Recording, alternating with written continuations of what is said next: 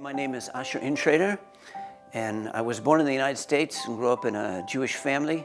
As I was young, I attended a conservative Jewish congregation. Really, I grew up in a Jewish community.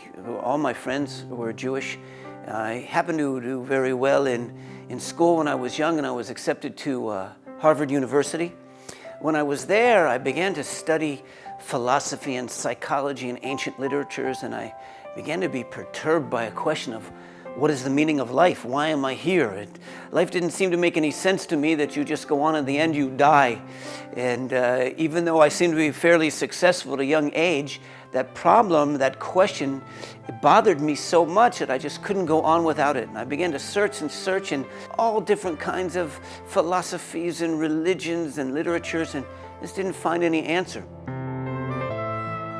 It's interesting, as a Jewish young man, the one thing I wasn't willing to investigate, of course, was Jesus, Yeshua.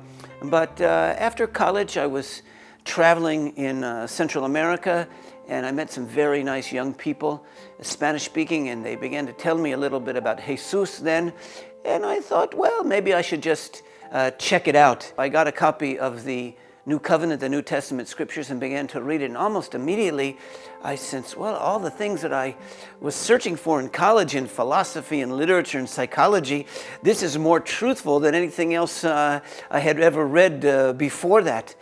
And I was fascinated, fell in love with the person of Yeshua. After much prayer and thought, I came to the conclusion there just wasn't anything else worthy in life to dedicate myself to other than him. And then I began to be troubled by another question. Well, everyone that I read about in the New Covenant, they're all Jewish. And I thought you weren't supposed to believe in Jesus if you were Jewish, and all the people who do believe aren't, but all the people in the New Testament are Jewish, and what's happening? So we began to ask a lot of questions. And right during that time, there were a few Jewish people around the world who also spontaneously came to faith in Yeshua, in Jesus, and we began to find one another.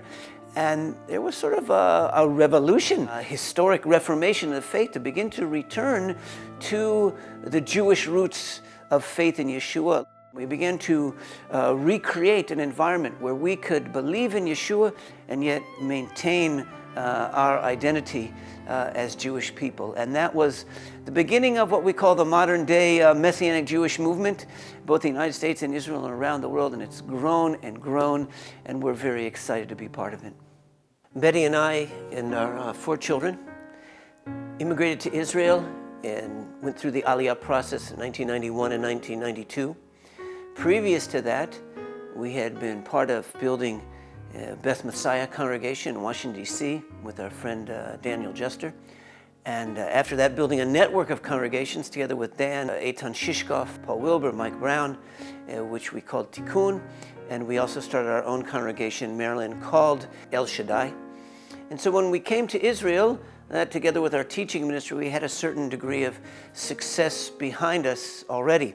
But we felt it was incorrect for someone to come from outside the country and just start their own ministry. Rather, we felt that the correct way was to come and submit to those who had been here already, serve them, learn the language, learn the culture, and help build what was here first before starting something new. So we started here the first 5, 6, maybe almost 7 years. I served under Joseph Shulam at Nativia, served as his assistant pastor in the congregation there.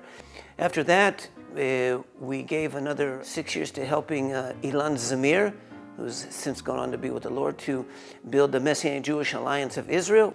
And then after that, we moved to Tel Aviv and served together with Ari Sokoram in building the congregation, which is today called Tiferet Yeshua, which we have since come back to help oversee that. So after all these years of being here and helping others to build their congregations and ministries and helping to build the infrastructure here in the country, we felt it was time to start what God had called us specifically to do. And we decided to call our new team Revive Israel. Our first idea, we thought about Yeshua and his 12, that he gathered a group of young disciples together and began to train them with a kingdom vision, and then sent them out to receive power from the Holy Spirit and be his witnesses of his kingdom from Jerusalem to the ends of the earth. So we took that upon ourselves as to continue and to restore and complete that original vision that he gave to his disciples. The disciples met together every day to pray in one heart. So we started doing the same thing. We all gathered together every morning to pray together, study the scriptures together, and develop a kingdom vision for what we wanted to do. We felt that the Lord was directing us to start a new congregation in Jerusalem. We served as founders and overseers. Eddie and Jackie Santaro became the first pastors taking care of the flock and leading the congregation, which became known as Ahavat Yeshua, the love of Jesus. Today, we have a beautiful threefold cord between the Tel Aviv congregation called Tiferet Yeshua, which our friends Ron and Ilana Cantor are now leading, our central team at Revive Israel, and the Jerusalem congregation Ahavat Yeshua. And we work together to develop in all the different aspects, from giving to the poor and world missions and evangelism.